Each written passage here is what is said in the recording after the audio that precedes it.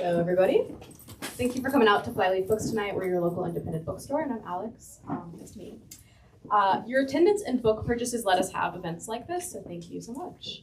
Tonight, we have the honor of hearing Lisa Graves present her work, Without Precedent, with Nancy MacLean. Lisa Graves is one of the nation's foremost experts on the right-wing influence on the U.S. Supreme Court and other late lovers of power. She is the executive director of True North Research and co-founder of Court Accountability. She has served as a senior advisor in all three branches of the federal government and resides in Superior, Wisconsin. Nancy MacLean is the William H. Chafe Professor of History and Public Policy Emerita at Duke University. A historian of the modern U.S., she is the author of several award-winning books, most recently Democracy in Chains, which we also have up front. We hope you enjoy the event. Thank you again. Remember to get a copy of Without Precedent if you have not yet. We have it at the registers, as well as Democracy in Chains. All right. And if you didn't get your book signed yet, I'm sure we can do that after the talk as well. Thank you. Thank you so much.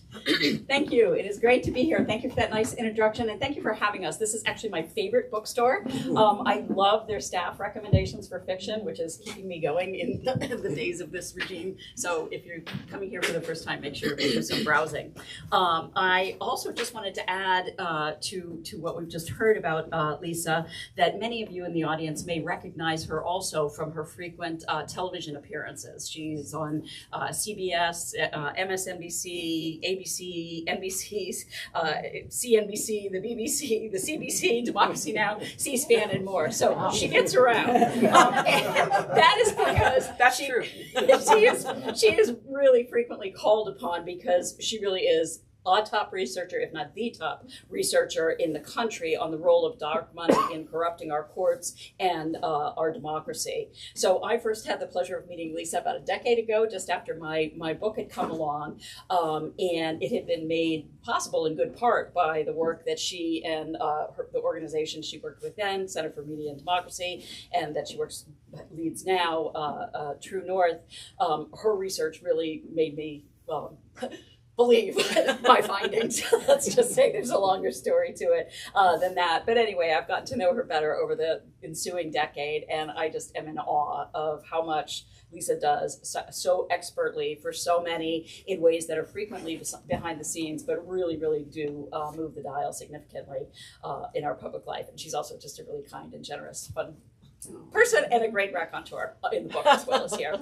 So this book, Without Precedent, is really, it sounds weird to put these two things together, but this is how I experienced it, as kind of a terrifying joy read of a book, of a read. It is a narrative that just has so many eye-popping moments. My copy is absolutely studded with exclamation mark stars and some words, phrases that can't be mentioned to start with holy.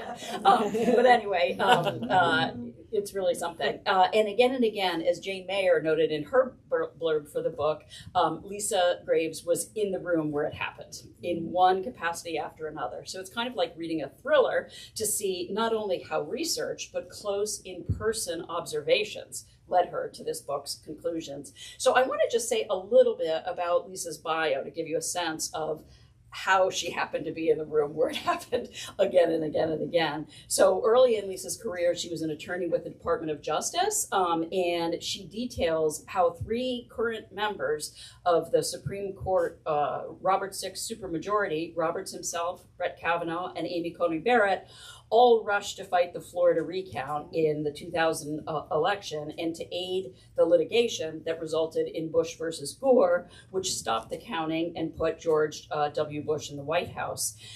Lisa also worked down the hall from Ted Cruz, who coordinated the Bush attorneys, who included John Roberts. After that, she left the Department of Justice to assist Senator Patrick Leahy when he became the new chair of the Senate Judiciary Committee.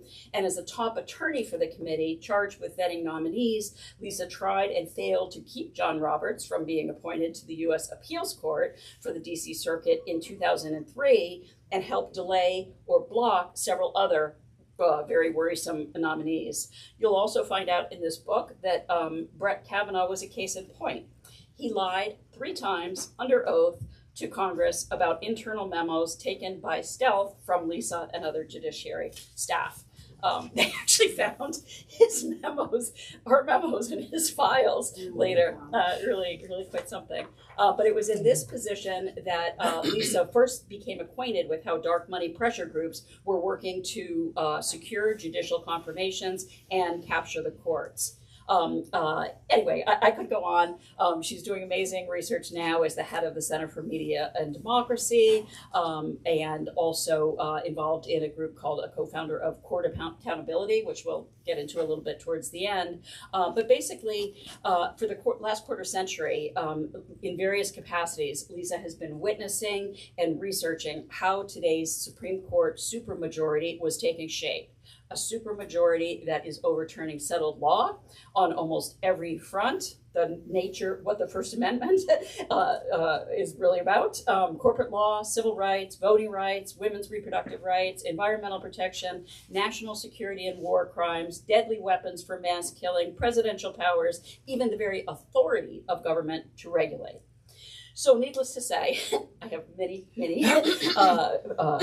questions that I would love to go into, and I won't go into that many, but I will go into a few, and I also want to leave time for questions from all of you. But the first question is really just kind of for a short answer thesis about how is it that the American conservative legal movement became so powerful? So if you give us kind of a short take on that, then I think we can dip into many of the other elements of the book and the process. Gosh, thank you, Nancy. Thank you so much for that lovely introduction. And thank you all for coming out tonight. I'm going to give the short answer. I did this before. I'm going to give the short answer, and then I'm going to pause. I'm going to come back and elaborate just a little bit. Okay. Just a little bit. The short answer really is money and patience, and deception, I guess. Three things, all ands. I should have put commas in there. But I will come back. I want to say thank you, though, Nancy, for helping to arrange this. Thank you to Flyleaf for having me. Thank you to my sweet husband, Don, for supporting this book. I did pack the room a little bit. I've got my brother-in-law, Joe, and his wife, Jane, and her sister, Lori, and her husband, Tom, and a member of my team, Ansev, and her husband, Neil, and new friends with you all who came out tonight for the book. So thank you all for taking time this evening to join us to hear more about what's happened to our country and also what we can do about it. But what's happened to our country was that there was a determined campaign to capture the court, to capture levers of power. It's been funded by billionaires or demi-billionaires from the beginning. They've been very patient in investing over not just years, but decades in this effort to basically reverse the rights that we won, that were gained through the great movements of the 20th century, through the civil rights movement, the women's rights movement, through the labor movements. And so what we're facing is, in essence, the harvest of all those seeds that have been planted with so much and fertilized with so much cash. A lot of that cash has come from dynasties or families that have earned their profits on the ruin of America or on the trashing of our environment. But also some of the people who funded these efforts do not have a devotion to our freedoms, to our democracy, but rather to their own, the maximization of their own profit and to limiting the power of we the people in our democracy. And when I met Nancy when she was touring for her book, Democracy in Chains, which is a must read, a really vital read about also how we got here, I had been doing work for the Center for Media and Democracy when I was the president, the executive director of it. I'm now the president of the board. But when I had been leading that group, I had launched a project called ALEC Exposed.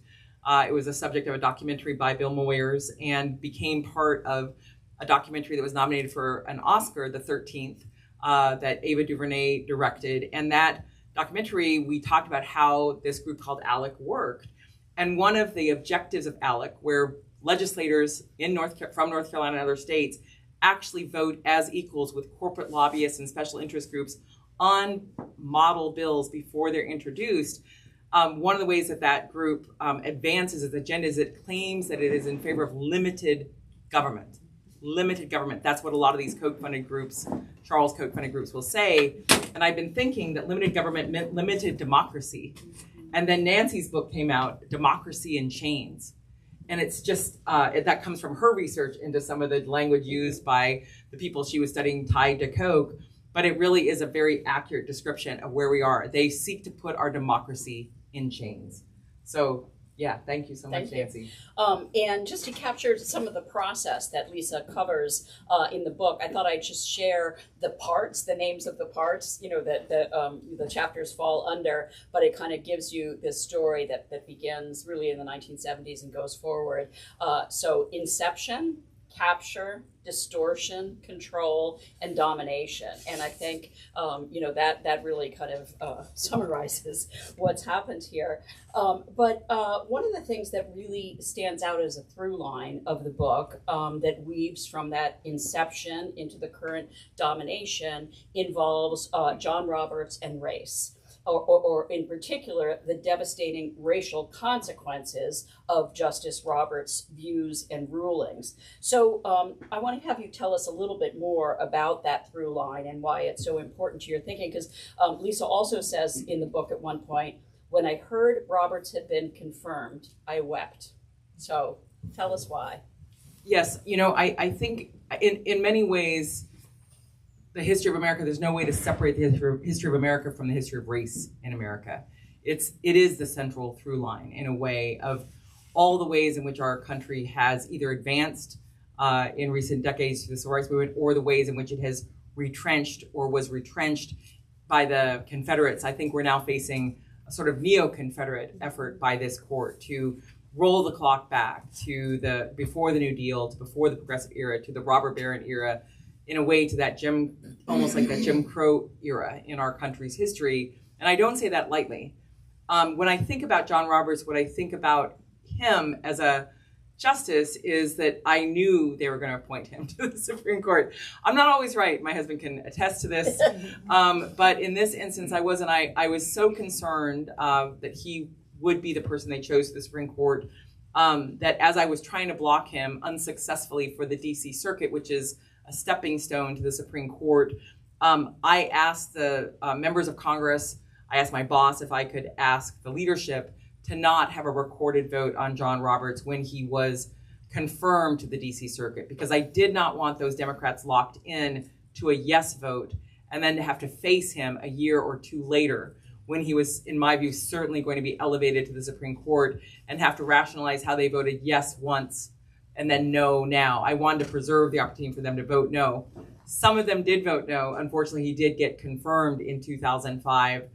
And the reason I was so concerned about him was because he struck me through my research into his background as a stealth Robert Bork. That he was Robert Bork without the rhetoric, without the goatee, without the big personality. And in fact, he had tried to pretend like he didn't have opinions, wouldn't share his opinions. At one point, Ken Starr, who he worked with, joked that Roberts had no opinions. I think it was a joke. They knew very well who John Roberts was. Mm-hmm. The fact is that John Roberts is someone who grew up in a very a cloistered life on the shores of Lake Michigan in Indiana, the son of an executive in the steel industry who went to a private school, then to Harvard Law School. And then when he had the chance to choose who he clerked for, he chose to clerk for the most regressive justice on the Supreme Court. That was William Rehnquist. William Rehnquist had a history of hostility to voting rights. And in fact, he had spent his time when he was a lawyer in Phoenix suppressing the vote, trying to make it harder for people to vote. He orchestrated a project called Operation Eagle Eye, in which Bill Rehnquist and his fellow Republicans would go to the black neighborhoods in Phoenix, in Bethune, and bring cameras to photograph voters to try to intimidate them for voting, for exercising their fundamental right to vote after the Voting Rights Act passed in 1965 and before. And so you had a justice on the court who also had, in the year before Roberts clerked for him, he had been part of a ruling coming out of a case coming from Mobile, Alabama, in which the Republicans on the Supreme Court sought to cut back the Voting Rights Act by basically imposing an intent requirement that you'd have to show intent to discriminate based on voting, not just the effect of a change in voting. And as John Roberts was clerking for Rehnquist across the street, Congress was working to undo that decision. When you look at the later writings about Roberts from that time, his fellow clerks remark on how aligned John Roberts was with Bill Rehnquist. And what happened next really put a chill to my bones, which is, in my research, I learned that Bill Rehnquist picked up the phone and called Ken Starr, who is not yet famous. He was the chief of staff for the Attorney General of the United States under Reagan. And he called Ken Starr to get his acolyte a job. Roberts was hired right out of that clerkship at the top of the Justice Department to be a special advisor to the Attorney General. And he was given a particular portfolio: voting rights, trying to stop the reauthorization of Section 4 and Section 5 of the Voting Rights Act. And he devoted hundreds of hours to trying to block it. He ultimately failed. And when it was reauthorized until 2007, just in time for John Roberts to get confirmed to the Supreme Court and then use his power on the court, ultimately in 2012 in the Shelby County case, to strike down those Section 4 and Section 5 provisions of the Voting Rights Act. And now he's poised to strike down Section 2 of the Voting Rights Act in the Calais case, a case this court will issue a ruling on this summer, which I can talk about more. But I was very concerned that Roberts would be a destructive force on all of our rights, and particularly on voting rights. Senator Ted Kennedy, was so strongly opposed to John Roberts on this basis, and more tried to block him from that Supreme Court confirmation. But ultimately, Roberts was confirmed, and he fulfilled, I'm sure, Senator Kennedy's worst nightmares, but I know certainly my worst nightmares about who John Roberts was going to be on the court. Yeah. Lucy, do you want to share with us a little of the flavor of the book? Oh, sure. Yeah, there's, I think, a particular story that has bearing on North Carolina. Yes. That might be of interest. One of the people who was instrumental in constructing this court is Leonard Leo.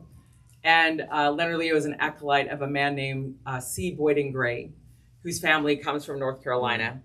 And I've been fighting C. Boyden Gray for a couple decades on these judicial nominations issues. And I looked into him as part of this book, and I was surprised by what I didn't know about him. And as a side note, C. Boyden Gray also had an acolyte. His name was Alex Acosta. He's the guy who cut the deal, the terrible deal on the Jeffrey Epstein files. And Boyden got him into those key positions. But when I looked into C. Boyden Gray, one of the surprising things I saw was, and I'll just read this part. It's two paragraphs and then one sentence or two. Boyden was very, very rich. How rich?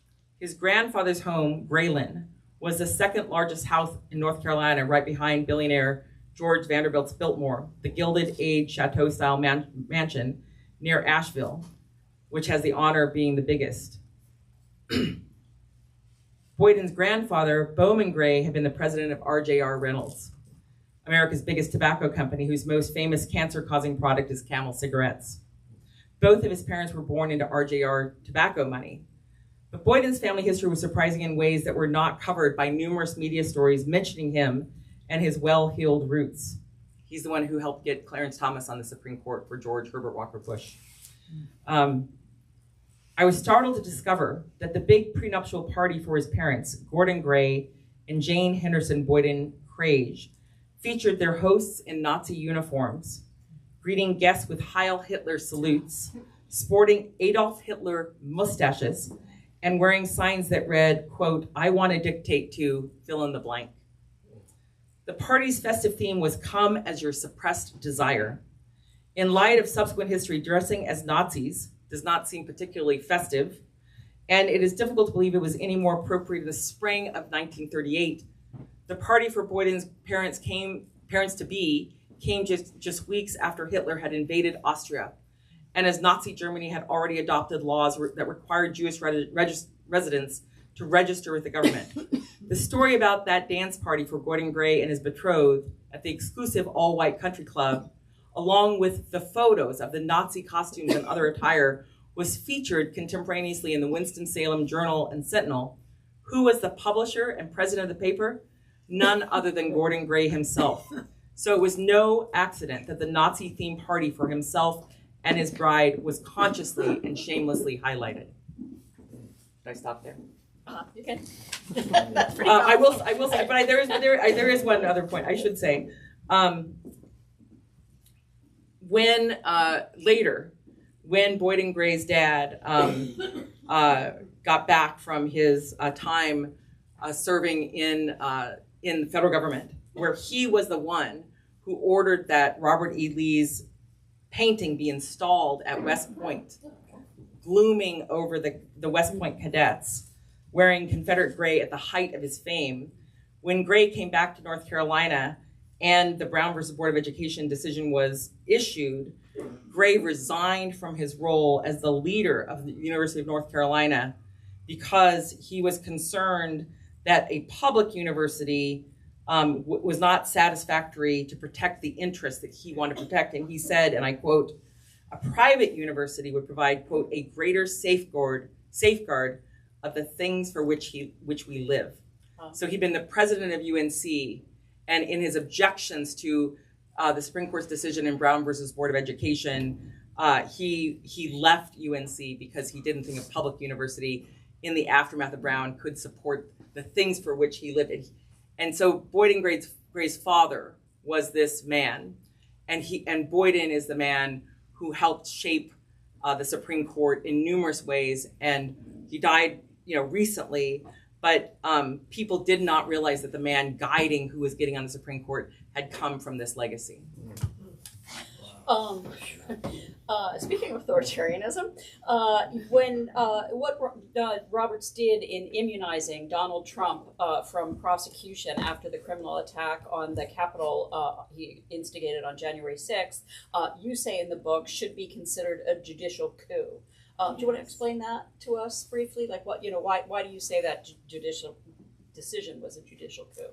I think if we'd seen any other country have a Supreme Court that was made of, or a majority on their Supreme Court that included 3 people of the 6 people in the majority appointed by the president, who then exonerated that president for any crimes he committed, we would consider that to be a judicial coup if it happened anywhere else. If we were watching and paying attention to a ruling, we would think, how is it appropriate for a court to exonerate the criminal acts of a president, but also how is it possible for a court that was installed, half of the members of that majority were installed by this president, don't they have any judicial humility? Don't they have any view of constraint, or the role of judicial constraint, or even the appearance of bias that they would engage in this act? But more than that, I think of it as a coup because it has fundamentally altered our nation. Let me just clear my throat for a second. The way it has altered our nation is, as you know, the United States was born in rebellion from a king, from a monarchy.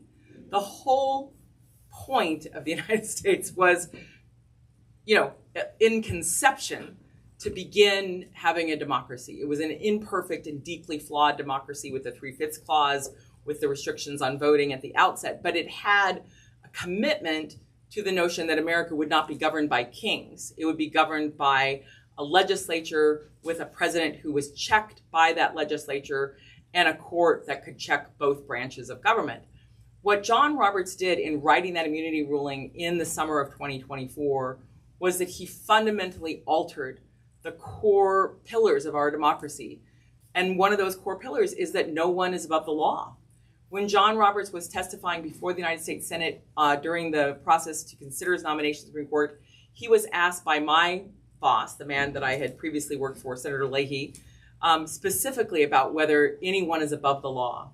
And John Roberts affirmed, and this was in the aftermath of revelations of torture by the Bush administration, the torture memos, other things had come out, and there were serious questions about whether a court would hold George W. Bush accountable if it had the opportunity to do so. And John Roberts declared, of course, no one is above the law. That was actually the headline in the newspapers across the country, that John Roberts affirms this.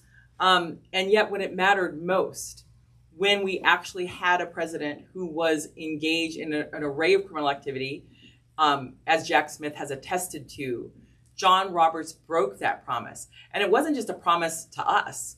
It was a promise about the Constitution, because in that opinion, if you reread it, and I do basically every week or so.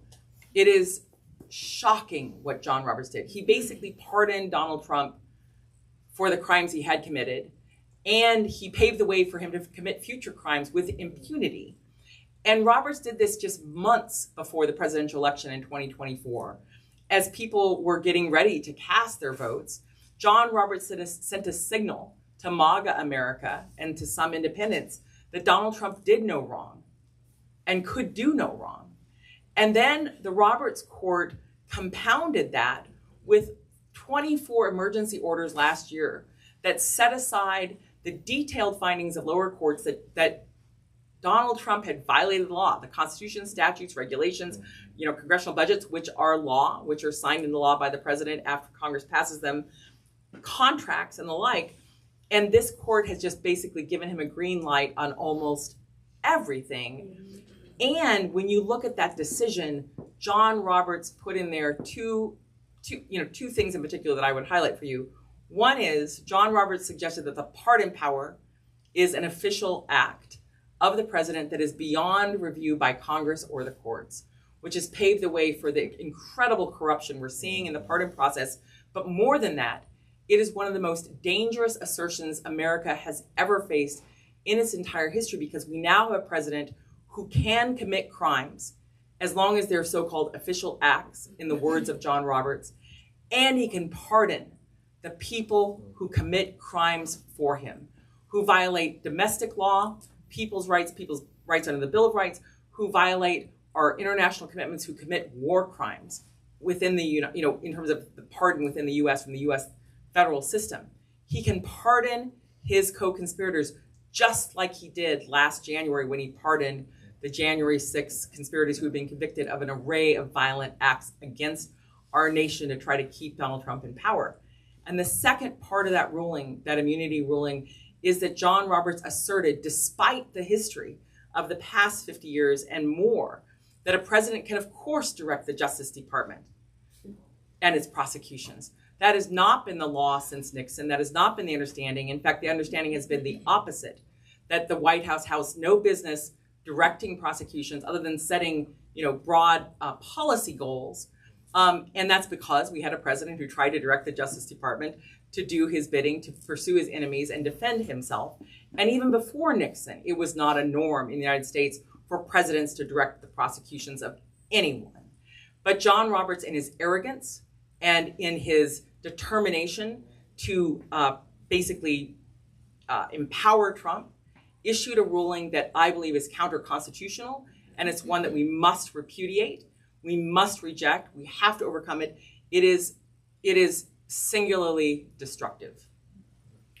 Oh, before people start to panic, sometimes I think people will probably be interested in also Lisa's involvement in court reform efforts, knowing how much she's seen and how bad the rot is. But so we can kind of maybe move in that direction. I want to lift up a recent investigation by a group called Court Accountability that Lisa co-founded to work on these issues of court reform that are so desperately, urgently needed. But one of the findings of this group is that there's been a remarkable pattern of divergence in court responses to the second Trump administration. And this has gotten, coverage in much of the press, so you may have heard about this, but I do want to push it a little bit with Lisa. So what we've seen is that the lower courts have largely held as defenders of the Constitution, of democracy, and important legal precedent. But the Roberts Court, and they have rejected what some of the illegal doings, basically, of the Trump administration by majorities of over 90%, right? Over 90% of those cases have gone against the administration. The pattern with the Roberts Court is the opposite. That any time things have come before them from the Trump administration, they have ruled in favor of the administration by over 90%. Like, I don't even imagine any other institution in the society where you could see that kind of divergence, right? Over 90% against, over 90% in favor. So clearly what we have seen is court capture. So maybe just a few words more about that and about Robert's particular slow, patient effort to get the majority he has and to work it. And then we'll switch into the question. You can tell us a little bit more maybe about the reform efforts, and then we'll open it up to questions from all of you. Well, thank you, Nancy. Yes, it can sound hopeless based on what I've said, but it's not hopeless. And when you look at where we are in terms of the public perception of the court, I think the public perception is accurate. This court is not a trustworthy court. It's not behaving like an ordinary court, the Roberts Court. It is behaving like a lever of power, like an arm, almost like a weapon to aid Trump. And you can see that in an array of decisions involving immigration this past year, where the court didn't even have oral argument, didn't have briefing, just decided sort of in the dark of night on what's known as the shadow docket to overturn well-reasoned, deeply factually grounded rulings by lower courts that Donald Trump's policies on immigration, detention, on access to our data, at the Social Security Administration and more, cuts, unilateral cuts to scientific grants, all these things, all this destruction that courts have stood up to at the lower court, this Roberts Court has overturned those temporary restraining orders. What a lot of people don't realize who aren't lawyers is that it's hard to get a temporary restraining order. You have to prove that you are facing irreparable harm, not just like harm, irreparable harm. That if this action goes forward, you, the people who are the plaintiffs or the class of plaintiffs, will be irreparably harmed, and that under the existing law, you have a substantial likelihood of success, meaning the law is on your side, and there's this new action being taken by this president that is contrary to the law and is going to damage you irreparably. And those are the findings of the courts below. And this court has set those aside, acting as though the only irreparable harm they care about is if Donald Trump doesn't get to do what he wants on almost everything. That flips the law on its head. And so it's clear that we have to reform this court. If we do not reform this court will continue to dismantle our rights. It is unrestrained. The only sort of few instances in which it has not gone along with Trump, for example, is like in the tariffs case. But that's in part because Charles Koch, this billionaire who had helped pack this court, was on the side against the tariffs. The business community was against the tariffs. So if it's a conflict between the business community and Trump, they might take the side of the business community, but they're not taking the side for us. And you'll notice in that tariffs case that they didn't order that we get our money back from those tariffs. They just ordered that something be done for the corporations. But when you look at the issues that we're facing, we need to reform this court. I think term limits, that's one of the issues that we've endorsed as part of court accountability, and you can find out more at courtaccountability.org. We are looking into jurisdictional changes to protect the gains that people make through our legislature, through the representatives representing us, to protect voting rights and other issues. We need a No Kings Act that just rebukes this terrible, outlandish counter-constitutional decision in immunity. We need to restore our voting rights that this court is busily dismantling in order to aid the Republican Party at almost every single turn, because the court is acting in a super hyper-partisan way. It's not acting like a neutral body. I personally think we need to expand the court. I also think we have to address the serious ethical issues that John Roberts has allowed to persist on this court. Roberts has been, as the Chief Justice, he supposedly is this institutionalist. Well, prove it to me. His actions show that he is not an institutionalist. He has done nothing to address the corruption by Clarence Thomas, the stories about Alito. He did nothing about all the corrupt actions by Justice Antonin Scalia. He needed their votes.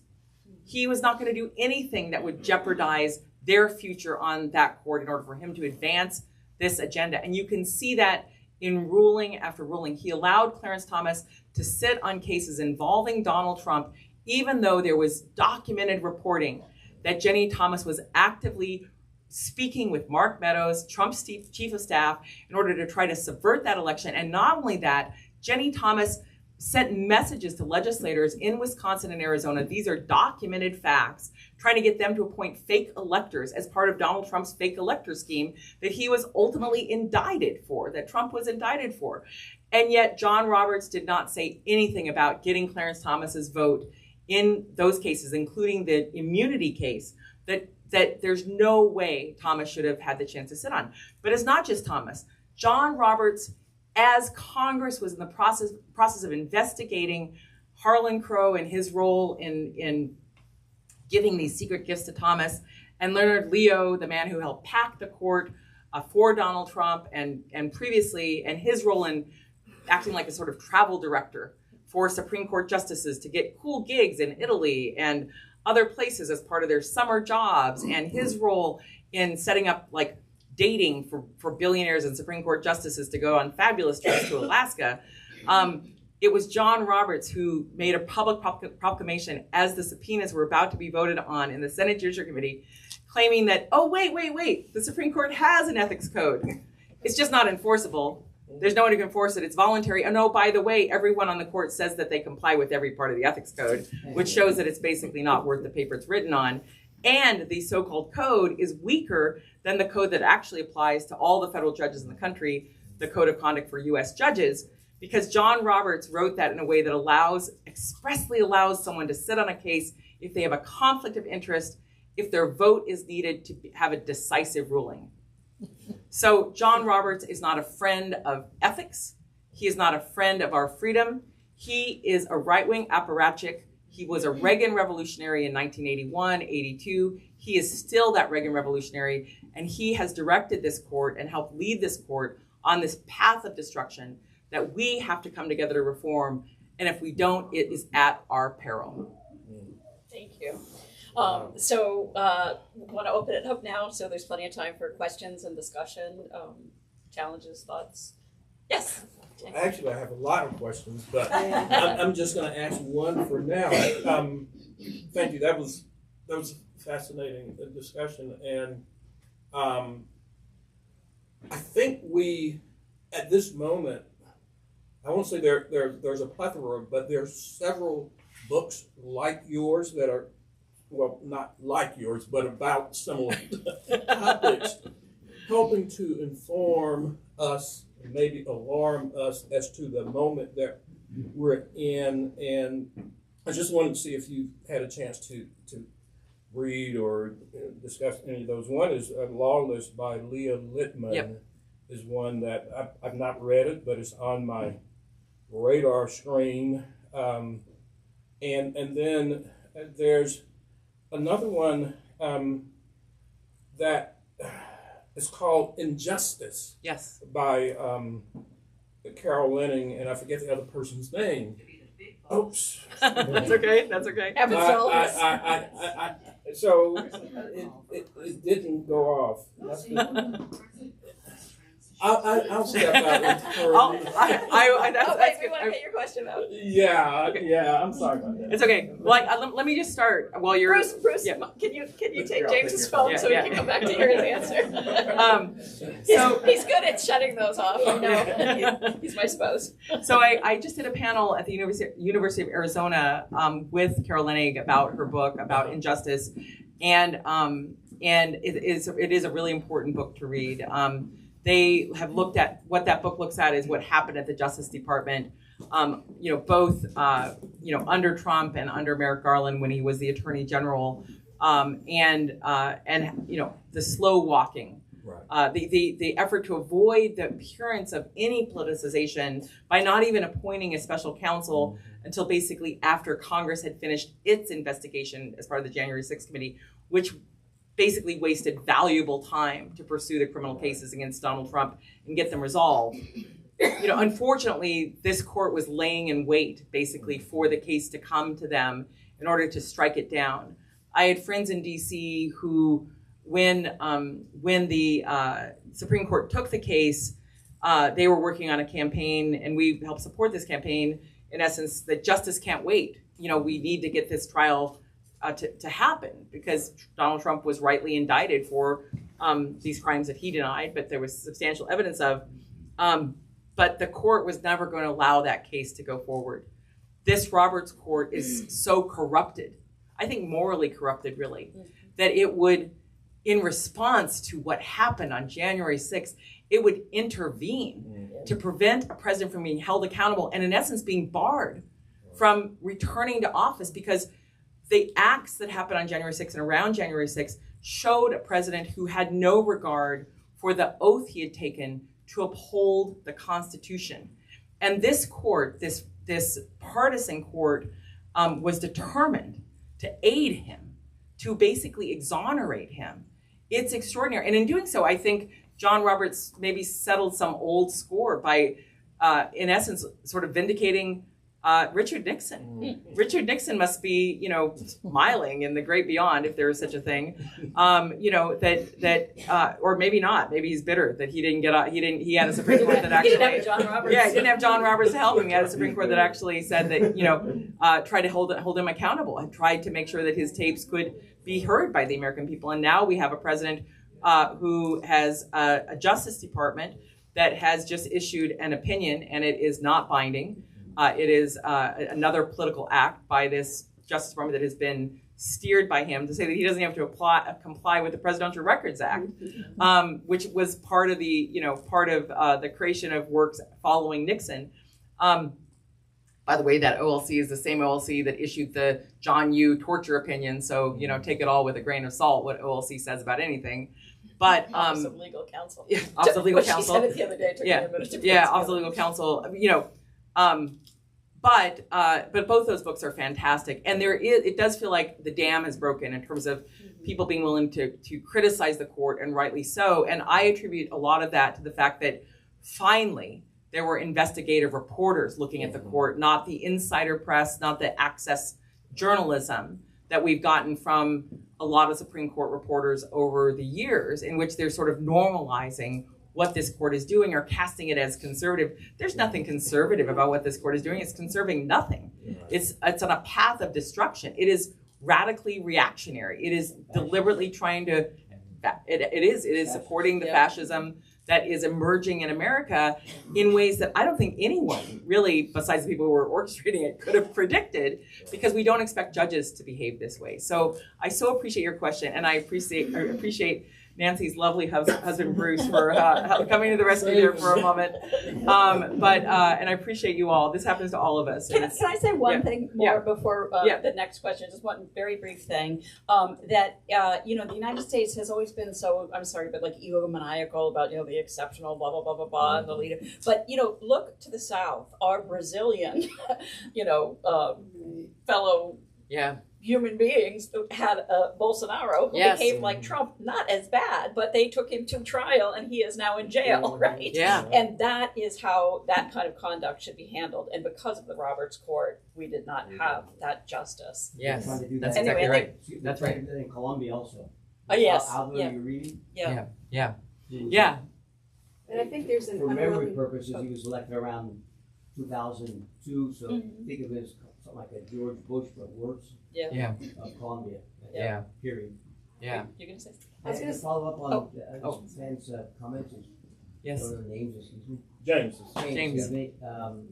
I first, Watergate got me in my coming of age. Follow the money, that was really important for me, to follow the money, with all the confusion, follow the money, and that's still, you're in dark money, that's still valid. Quick references, this is not a highly touted book, but it really helped me out in the early 2000s, as Gravy mentioned him, David Brock, Blinded by the Right. Yes. So a topic that has intrigued me for years is why don't more adults with a fairly well-rounded education see what's going on? I know millions do, but why don't millions more have this conversion that this man had? He used to be a gunslinger. There's a house that he got in Washington D.C. was called the house that Anita built. Yeah. Because he was hired to slander against Anita Hill to help Clarence Thomas get confirmation. So that book it reads like a novel. He's got a lot of gossipy stuff in there, and I'm not saying that's good or bad, because it is, right? And that really helped me. I guess mid 2000 maybe. Yeah. It helped a lot. Also investigating the election, what I call fraud in Florida. Yep. I read a simple article by, I think, a Christian Right man who was very honest. I think it was Buchanan or Phil Graham, who said, I would never have gotten those votes in that county. I haven't done much research on that, but that's just telling that comment right there. And, we didn't get a recount. It went to the Supreme Court where there were 5 Republicans and 4 Democrats. That was an eye-opener for me. And 1 Republican, Stevens. Yeah, and Souter. All right, maybe Yes. let's Yeah, take 5-4, that question yes, so we can yes. still have a couple more. Yeah, so with that 5-4 decision, the interesting thing about it's a horrifying decision, Bush v. Gore. It's a terrible decision, Bush v. Gore, and we're going to potentially see it revisited by this Roberts Court, depending on what happens in this 2026 election and how they may or may not try to intervene on the vote counts that happen after that election. But that 5-4 decision in Bush v. Gore had 2 Republicans in dissent, and that was David Souter and Justice Stevens, who joined the Democrats. Throughout my lifetime, I'm almost 60 now, 75% of the nominations or the confirmations to the U.S. Supreme Court have been from Republican presidents. So we have had Republican domination of this Supreme Court for almost 6 decades.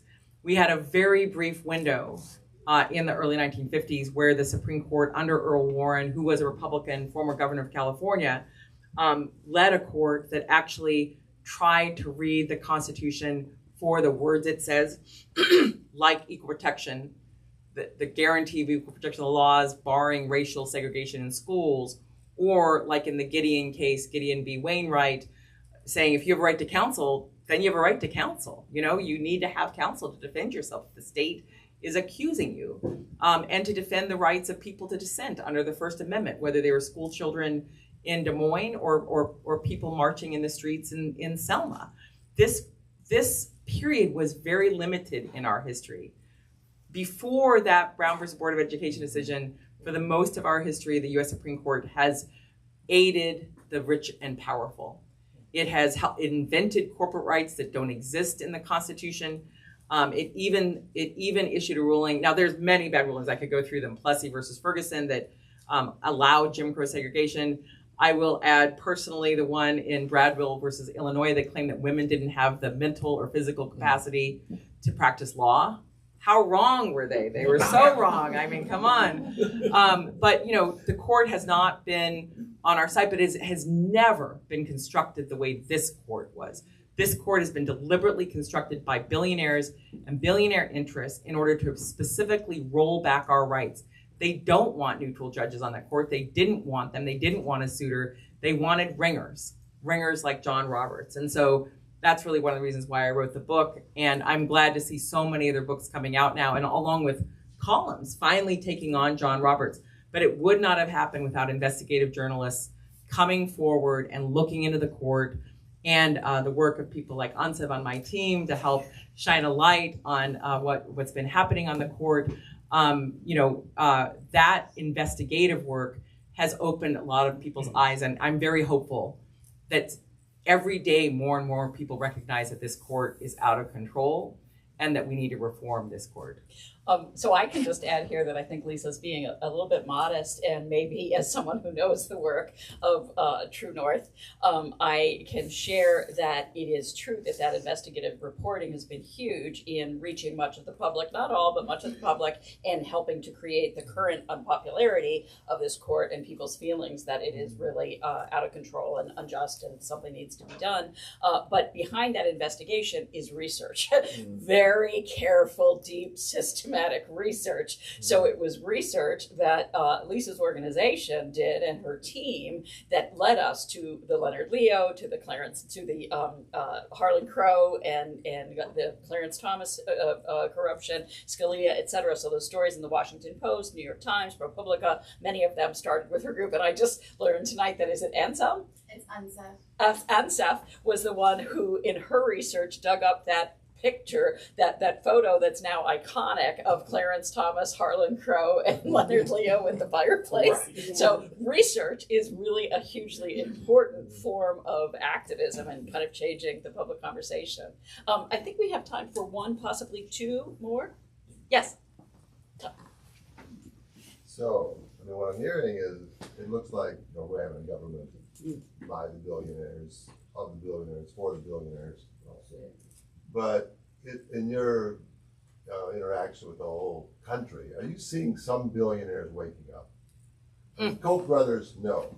Some of the trust fund babies, no. Some of the executives on Wall Street, probably not. But are you seeing anybody going, hey, this might not be so good as we once thought? Are you seeing anything moving in there at all? I mean, it wouldn't be surprised if you said no, but I'm hoping you're something. Well, I confess that I've only met one actual billionaire in my life. I don't really desire to meet them generally, but because I do think that there are people who are having buyer's remorse from across the economic spectrum, but some of them are not. Some of those billionaires, the Peter Thiels, some of these tech billionaires that are, basically trying to consolidate power and really control what we see on social media, how we're fed information that drives their agenda, helps put people in power like Trump, who, destroy our economy in order to give them more money.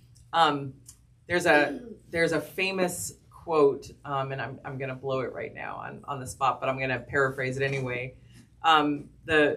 Joseph Heller, who wrote Catch-22, was at a party with a billionaire, and he was asked by his friend, this guy probably makes more in a day than you made in the entirety of your career selling these transformative books.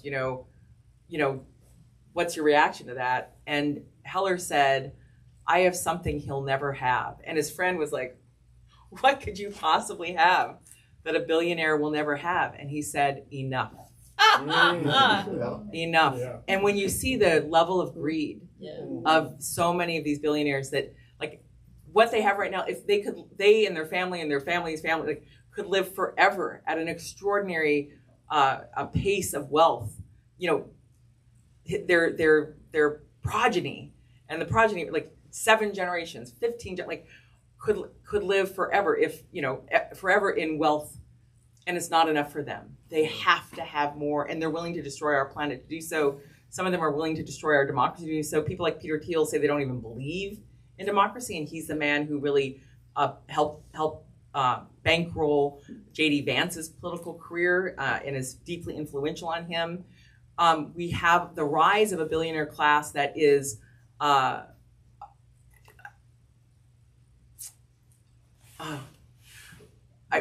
hesitate, but what I would say is it's psychopathic to have that much money and to demand more, and then to use that money to disproportionately influence public policy in a democracy that is supposed to be of the people, by the people, for the people. It is a form of evil, a form of selfishness that we have not seen in America, even with the great wealth that we saw in the Gilded Age from the Rockefellers and others who engaged in a whole lot of actions that were deeply destructive to human beings. But even they had some commitment with, for example, the public libraries, the notion that people should read and have knowledge. Knowledge is a good thing. A lot of these billionaires are not committed to public knowledge. They're committed to a course of propaganda and the domination of the information streams in our country in ways that are deeply distorting and advance their personal agenda. And the other part of billionaires, in my view, is that they have, this is why I don't believe that businessmen should be presidents. I don't believe the whole lie about how we need business people running government, because almost every private company that I've ever encountered, those are kingdoms. The people in charge basically fire anyone who disagrees with them. You look at Donald Trump. They're not democracies. And often they're not really that interested in, a variety of sources of information. Some are. Some businesses are more rigorous. But a lot of businesses are run like a kingdom. And these billionaires surround themselves with people who just say yes because they get access to power and luxury goods. And And yet these billionaires who have gotten so lucky in so many instances, often they start with great wealth to begin with, but they've become they're so lucky that they got wealthy. They managed to like get in on the inside of this or that. The fact is that they mistake their luck for knowledge and wisdom. And they are not wise. And even if they were wise, this is not the type of country that a democracy is. A democracy is supposed to be of the people, by the people, for the people. And so when we have a court that seems so beholden to billionaires, a court whose job is to be the fulcrum, where justice happens, a court that's supposed to defer to the lower courts that have expertise in finding facts, and you have a court that is basically creating facts, basically lying in some instances about what the facts are. The court has gone off the rails. So I did find my way back to the court, despite my little meander there into billionaire land.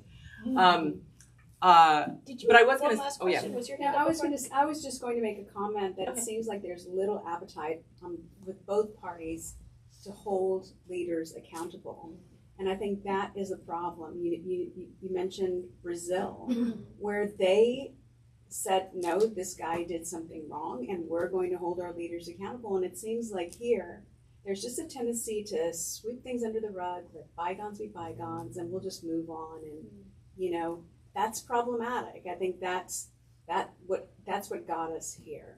Yeah. Well, I was going to say, Rania, I think that Rania. I think that there is this short-term memory focus of some politicians, and I think part of that is that in the modern era, a lot of politicians have become disconnected from their local communities. They don't really live there. They're not at the grocery store. Some of them don't even get groceries like Donald Trump. I don't know if he's ever purchased a gallon of milk or a gallon of gas. They're not in touch with what's happening.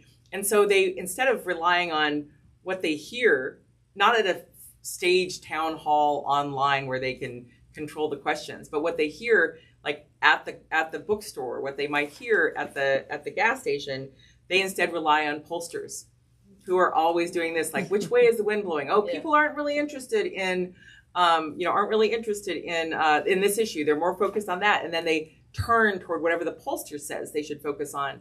I once had an argument with a set of colleagues about polling that said that people didn't know who Charles Koch was, the billionaire who's had such an influence on our courts and our public policy. And so therefore we should stop talking about Charles Koch.